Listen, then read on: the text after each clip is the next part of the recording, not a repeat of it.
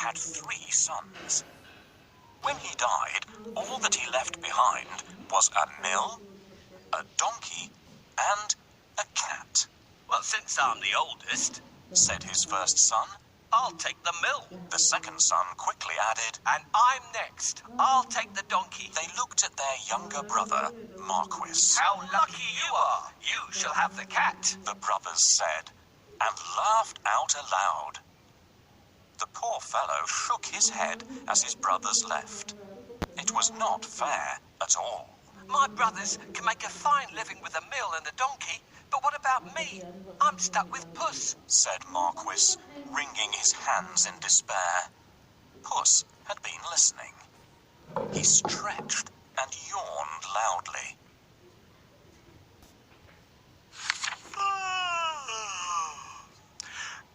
Now, you won't have to worry when I'm around. All I need is a bag and a handsome pair of boots, and I'll be able to take care of us both. Sure you will, thought Marquis. But to be fair, he had seen Puss use many tricks to catch mice and rats. If nothing else, they wouldn't go hungry.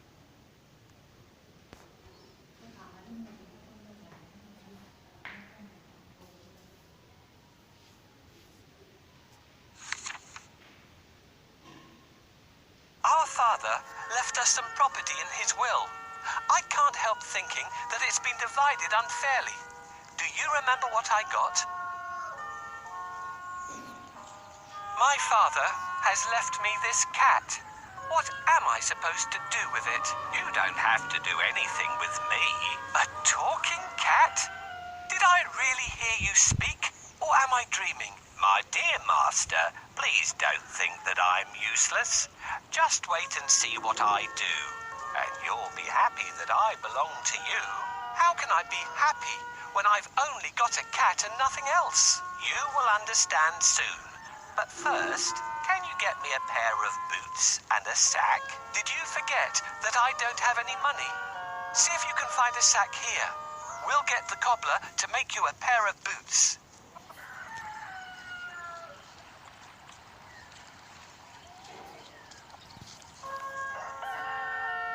Thank you. That's exactly what I need. Now that we have the sack, let's go and get a pair of boots from the cobbler. Found a sack? You're a smart fellow. Come, we'll go and see the cobbler. I'll pay him for the boots later. Yes, this is the cobbler's workshop. I can get my boots here. This is the last pair of boots I have. Let it bring you luck. Thank you. These boots suit me perfectly. Him perfectly, and he looked very smart. Puss packed a juicy cabbage and some bran in the bag, and slung it around his neck. He polished his whiskers and set out. Puss headed straight to a spot where there were plenty of rabbits. He had a great plan in mind. Puss opened the bag wide and hid behind a tree. Soon a rabbit came hopping by. He saw the cabbage and leapt straight into the bag. Whoosh! As quick as the wind, Puss grabbed the bag and tied it closed with a piece of string. With the rabbit in his bag, Puss walked straight over to the king's palace. He bowed low and presented him with the rabbit. Your Majesty, said Puss in Boots in a royal voice. This humble gift comes from my master, Lord Marquis of Carabas. This was a fancy name that Puss had chosen for his master. What a thoughtful gift, said the king, who loved roasted rabbit. The next time, Puss managed to catch a brace of partridges and took them once again to the king. This is wonderful. Tell your master I'm very pleased, said the king, who loved partridge stew even more. This went on for 2 months. Puss was becoming an expert at catching game, and the king was getting plumper.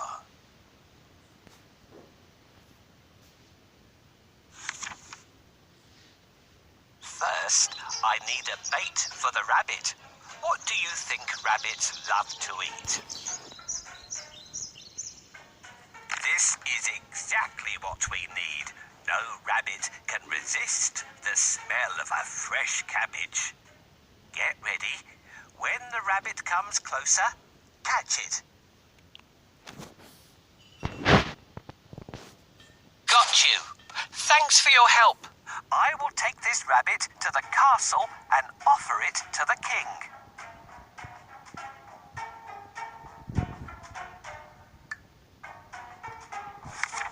Puss knew a lot of things. He was such a clever cat. For instance, he knew just when and where the king would be out riding in his carriage with his daughter. I think that the Marquis and I should go out for a walk today, thought Puss one sunny Saturday. Puss took Marquis down to the riverside and spoke to his master. Today could be your lucky day. If things go to plan, you'll make a fortune, said Puss. Clip, clop, cling, clang. Puss heard the sound of a carriage approaching. They both looked into the distance. It was the king's carriage. What should I do? Marquis asked, ready to obey. He had grown happier with the food Puss brought in every day. Go and bathe in the river. I'll take care of everything else, said Puss. Is that all? Cried Marquis. He pulled off his clothes and jumped into the river at once. Splash! Quickly, Puss hid his master's clothes behind a rock. Help! My master is drowning! Somebody save him! Puss wailed. He was trembling from head to foot. The king recognized Puss at once. He remembered all the lovely meals he had enjoyed thanks to the cat. The king jumped out of his carriage. Go and save him, quickly, the king said to his servants. Puss said to the king, Your Majesty, some nasty thieves have stolen my master's clothes. Is that so? Don't worry. I'll find a suit for him, said the king. He ordered one of his servants to fetch some fine clothes. Soon, Marquis was pulled out of the water, and the king's servant handed over a handsome suit for him to wear. As soon as Marquis put on those clothes, he looked just like a prince. He stood tall and handsome, and smiled shyly at the princess. Surprise, surprise, the princess fell head over heels in love with Marquis.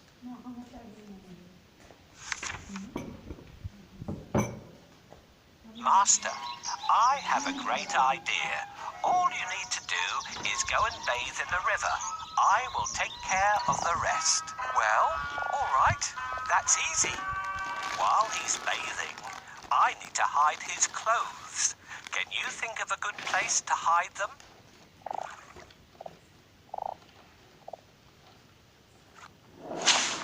Yes, this is a good place to hide them. The first task is done. We should wait for the king now. Can you see the coach?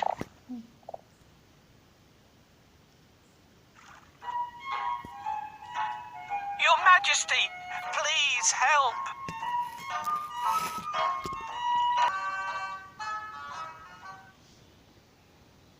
Your Majesty, please help.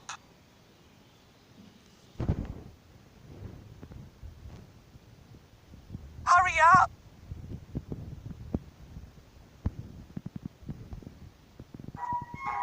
My master is drowning. Coachman, stop here. Somebody is calling for help. Help! Someone, help me! Your Majesty, I'm Puss in Boots. Do you remember me? My master decided to bathe. He went into a deep place, but unfortunately, he can't swim out of it. Ah, I remember you. It's you who brought me the presents, right? Wait, we'll save your master. Oh, thank you. Please save the Marquis of Carabas.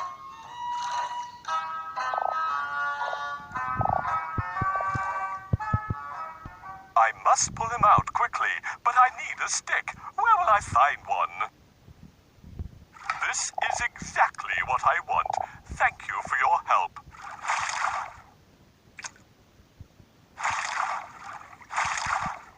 Here you are, dear Marquis of Carabas, safe on land again. Your Majesty, while my master was swimming, his wonderful suit has been stolen. Now he has no clothes to wear. I'll order one of the best suits to be sent from the royal cloakroom for your master.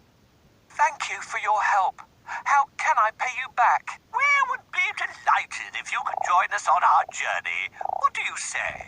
Oh, of course. My master would be pleased to accompany you. Yes, I'd love to take up your offer and get better acquainted with you and your daughter. Then take a seat and let's go. I'm pleased to meet you, dear Marquis of Carabas.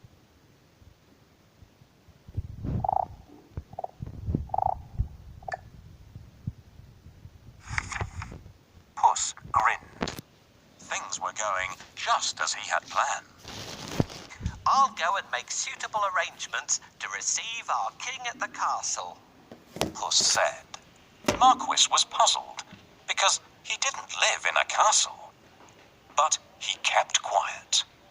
Puss ran ahead and met some men mowing the fields. My good fellows, stop your work and listen. The king is coming this way, and you are all in grave trouble. The only way to save yourselves is to say that these fields belong to the Lord Marquis of Carabas. Puss announced. The mowers looked at Puss in surprise. They were scared. This Lord Marquis must be very powerful, they thought. They agreed to do exactly what the cat said to save themselves.